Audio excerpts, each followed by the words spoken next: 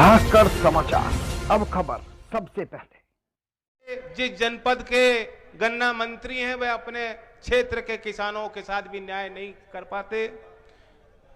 मैं जानता हूं कि 30 अक्टूबर का आंकड़ा है, हमारे शामली मिल की जो गन्ने की जो मिलें हैं उन्हीं का जोड़ कर लोगे तो 373 करोड़ रुपए गन्ना किसानों का बकाया इसी जिले में, इसी जनपद में। तो यह बुनियाद हमें चेंज करनी है, हिलानी है। जो क्रूर शासक हैं, जो सोचते हैं कि जनता से मुंह मोड़ लो, चुनाव में दूसरे मुद्दे ले आओ, कभी पाकिस्तान, कभी तालिबान, कभी बाबर और अंग्रेज से लड़ना चाहते हैं। योगी जी गरीब आदमी पे यूएपीए लगाना चाहते हैं, बुलडोजर चलवाना चाहते हैं लोगों के मकानों पर।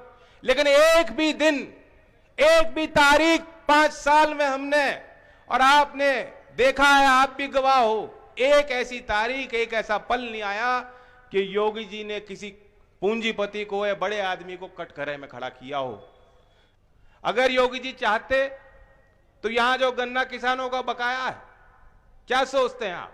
अगर मंत्री जी दिल खोल के काम करते, अगर इनकी इच्छा शक्ति होती, अगर सरकार में किसान के दर्द और पीड़ाओं को समझने वाले लोग होते, चाहे दिल्ली में हो चाहे लखनऊ में हो, तो ये नौबत नहीं आती। क्या करना है उनको? कानूनी दाव पेच सब मालूम है।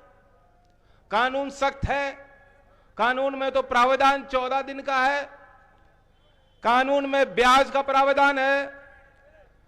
एक कानून चौधरी साहब के समय का बना था, जो मोदी जी ने उसको खत्म कर दिया। उस कानून में तो यह भी लिखा था कि कोई मिल मालिक अगर जो है भुगतान समय पे नहीं करता बार बार, तो उसकी मिल भी सरकार एक्वायर कर सकती है।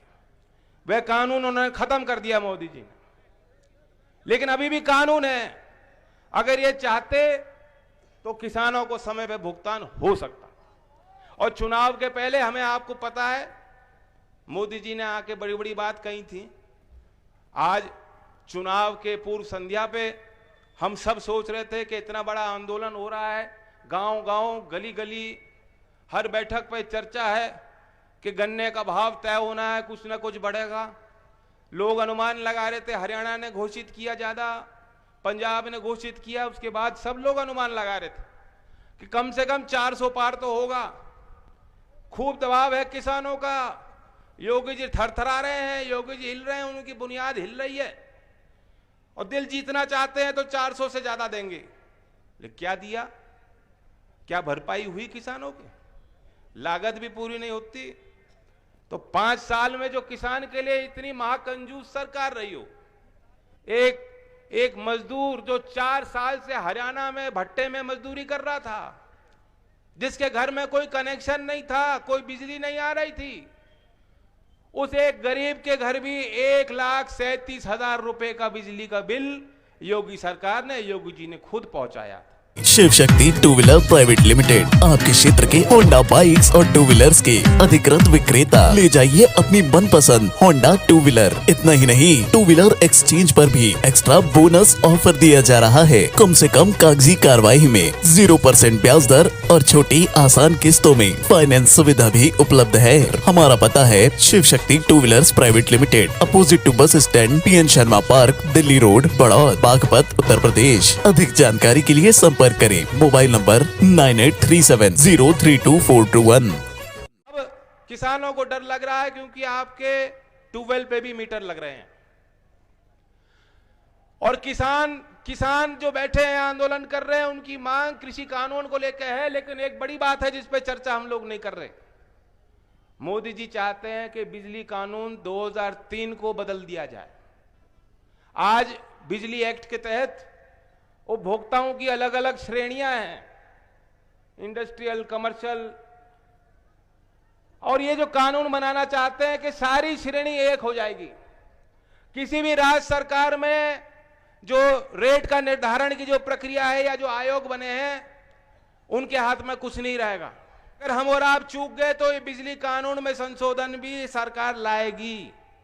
एक श्रेणी में सब आ जाएंगे और फिर दिल्ली में बैठ के अंबानी और अदानी जैसे लोग कितना बिजली का बिल आपके घर में पहुंचना चाहिए ये लोग तय करेंगे। हम और आपके हाथ में कुछ बस में रहने वाला नहीं।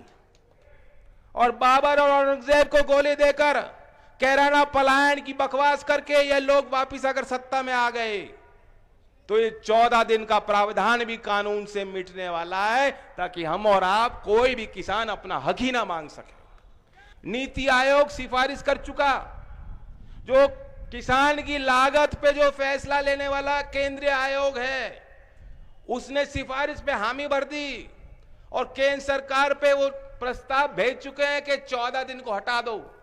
और किसान को गन्ने की जो मिल है, चीनी जो मिल है, उनके पूंजीपतियों की कमर टूट जाती है, वो ब्याज नहीं चुका पाते, बैंकों से लोन लेकर जो है किसान का भुगतान कर पाती है मिल।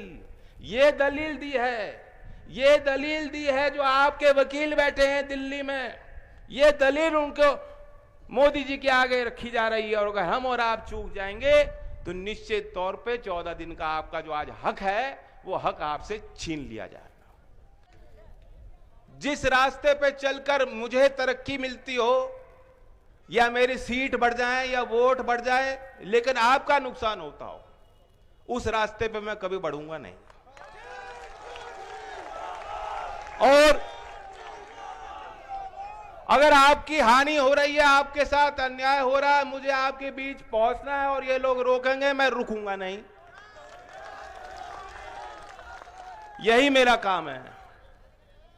जब आपने मुझे पगड़ी पहनाई है चौधरी अजीत सिंह जी के जाने के बाद, जिस तरह कभी चौधरी चरण सिंह जी के जाने के बाद हमारे बुजुर्गों ने चौधरी साहब पे विश्वास किया था, जब आपने मुझे वो पगड़ी पहनाई है तो मुझे पूरी तरह एहसास है कि वो पगड़ी के मायने क्या है। बहुत बड़ी इज्जत, बहुत बड़ा विश्वास, और मैं पूरे समर्पण के साथ नतमस्तक हो गए जनता के आगे झुकता रहूंगा। लेकिन जहां आपकी लड़ाई होगी, कभी आगे किसी गैर के आगे झुकने वाले काम नहीं करूंगा।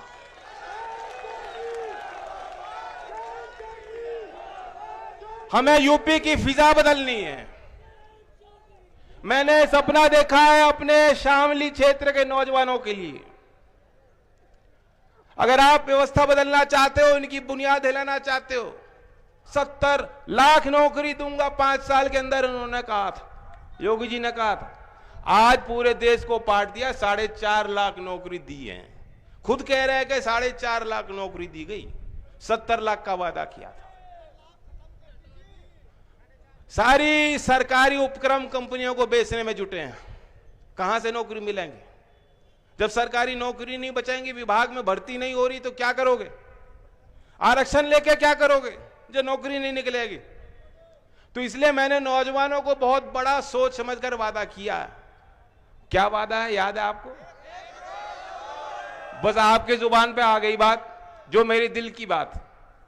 ये बात लोगों को लगता होगा बहुत बड़ी बात, लेकिन आप हिसाब लगा लो, प्रदेश के अगर 5 साल में हम 3% लोगों को भी नौकरी नहीं दे पाए, 3% ही तो है, 5 साल में 3% को भी रोजगार अगर हम लोग नहीं दे पा रहे सरकारी क्षेत्र में, निजी क्षेत्र में, तो क्या फायदा?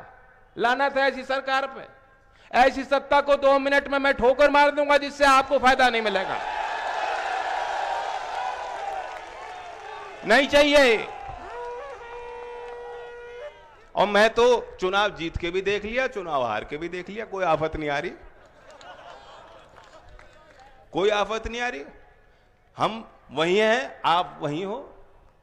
ये जरूर है कि कष्ट बढ़ गए, बोझ बढ़ गया आप पे, उस चीज का मुझे एहसास है और मुझे लगता है कुछ आपको भी एहसास हो लिया।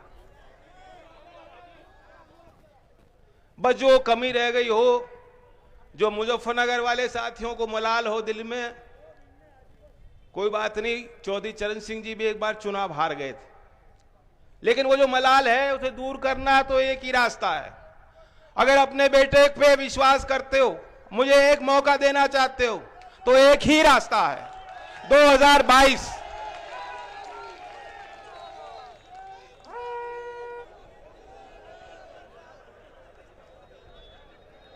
गन्ने के बारे में मैं बताना चाहता हूं। जो हमने फैसला लिया है, यह आखिरी पेरोई सत्र है गन्ने का जो अब चल गया। यह आखिरी सत्र है जब आपको कष्ट झेलने होंगे। आगे आपको कष्ट झेलने की कोई जरूरत नहीं। जब आपकी सरकार आ जाएगी, 1.5 गुना लागत पे मूल पहले ही सत्र में घोषित करेंगे। और उसके बाद जो महंगाई का सूचकांक है, आपने देखा होगा सरकारी कर्मचारी होते हैं, वेतन बढ़ाओ, उनको आंदोलन करने की जरूरत नहीं होती, सरकार बढ़ा देती है। डियरनेस अलाउंस मिलता है उनको, महंगाई का भत्ता मिलता है उनको। जैसे जैसे महंगाई बढ़ती है उनकी जो पगार तनख्वाहें बढ़ती जाती हैं। किसान के लिए ऐसा कोई सिस्टम नहीं। हर बार लड़ना पड़ता है, लड़ाई लड़नी पड़ती है, मांग करनी पड़ती है, सरकारों के खिलाफ लड़ना पड़ता है, सड़क पर आना पड़ता है, और तब भी आपकी सुनवाई नहीं हो पाती। इसलिए सिस्टम से चलना होगा, सिस्टम बनाना होगा, व्यवस्था बनानी होगी किसान के पक्ष की। इसलिए हमने कहा है कि 1.5 गुना लागत पे गन्ने का भाव पहले सत्र में, और उसके बाद उस भाव को महंगाई की सूचकांक से जोड़ दिया जाएगा। उद्योग को भी मालूम होगा, मिल मालिक को भी मालूम होगा, और किसान को पहले मालूम होगा कि हमें भाव क्या मिलने जा रहा है। लोकदल एक जाति की पार्टी नहीं है।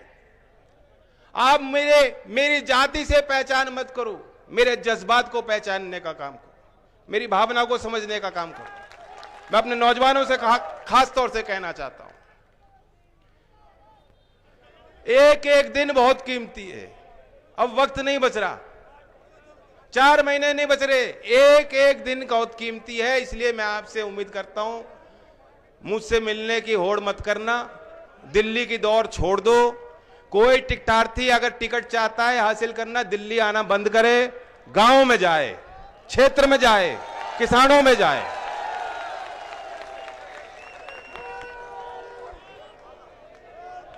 और गढ़ के मेले की, गंगा मेला की, दिवाली की, गोवर्धन की, सभी त्योहारों की, भैया दूज की आपको शुभकामनाएं।